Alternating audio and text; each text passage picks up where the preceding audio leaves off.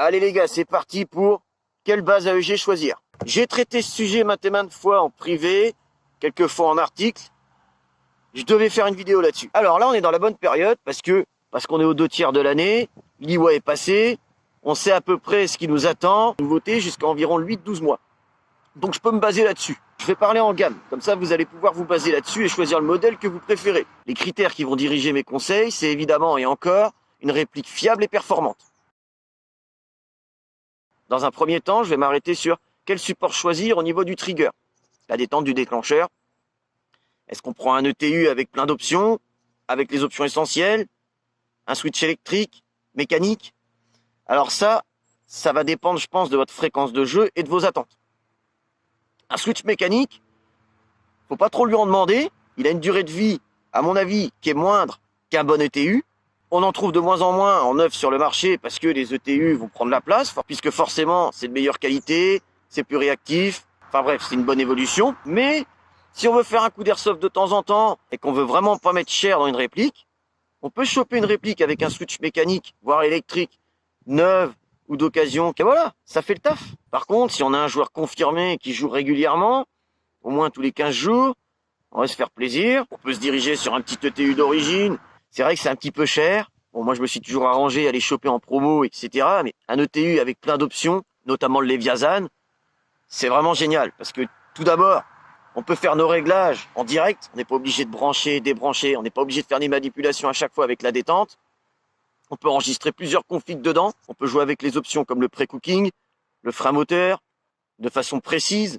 On peut réduire la cadence. On n'a pas besoin de s'embêter à tenir un dossier avec le nombre de cycles qu'on a effectué sur la réplique, puisque de toute façon, c'est retransmis automatiquement dans l'historique de l'ETU. Enfin voilà, franchement, il y a plein de fonctions intéressantes. Je vais parler aussi du marché de l'occasion dans cette vidéo, parce que ça peut valoir le coup. Il y a toujours des bonnes occasions à aller chercher. Allez, c'est parti pour exposer les gammes que je vous conseille dans un ordre croissant en termes de coût. Repack des Poséidon première gêne, on le trouve de 120 à 180 euros, d'occasion, neuve, promo. Souvent, il est moins cher sur Taiwan Gun. Ça fait le taf, c'est beau, c'est léger, c'est pas cher.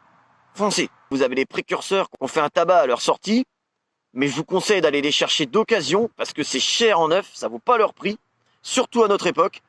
C'est la gamme Amoeba. Alors oui, on va me dire, les coques de gearbox c'est de la merde, ça finit par lâcher. L'interne, c'est pas ce qu'il y a de mieux. Ok, là-dessus, je vous suis. Mais si on en chope une à 140 euros d'occasion, et qu'on est un petit peu bricoleur, on fait les radius, la fiabilisation, ça peut tenir très longtemps. Et c'est des répliques légères, sympathiques, qui font le taf. Un peu plus cher, mais un cran au-dessus en externe de mon point de vue, à 200, 220 en promo, vous pouvez choper la gamme Ghost de chez Evolution Airsoft. Dans la même pool, vous avez la gamme SSR4 de chez Novritsch. On passe un cran au-dessus, une gamme qui, pour ceux qui s'intéressent de près au marché, a marqué les esprits en 2020.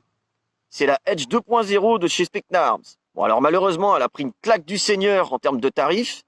Quand elle est sortie, c'était à 270, 280. Aujourd'hui, on la trouve autour de 340. Donc, je me permets de le dire. Quand tu vois que j'ai chopé la mienne à 148 euros net sur Gunfire en promo.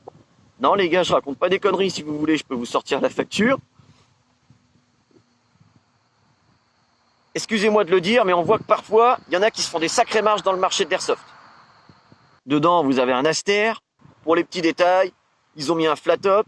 Le canon est certes léger, mais il a un revêtement qui est superbe. Une bonne étanchéité. Un moteur qui fait le taf. Les externes sont un petit peu exotiques pour les deuxièmes générations et un peu old school pour les premières. Au niveau de ça, si vous trouvez votre bonheur, n'hésitez pas. Donc super gamme à aller chercher, mais jouez sur les promos ou le marché de l'occasion encore une fois. Enfin, vous mettez le prix, mais on ne peut détrôner le roi. Vous pouvez aller chercher chez GG, la Gen 2, la Gen 3. La Gen 1 demandera un petit peu de fiabilisation, voire d'upgrade. Mais GG, il n'y a rien à redire. Voilà les gars, évidemment, il y a d'autres gammes qui font bien le taf.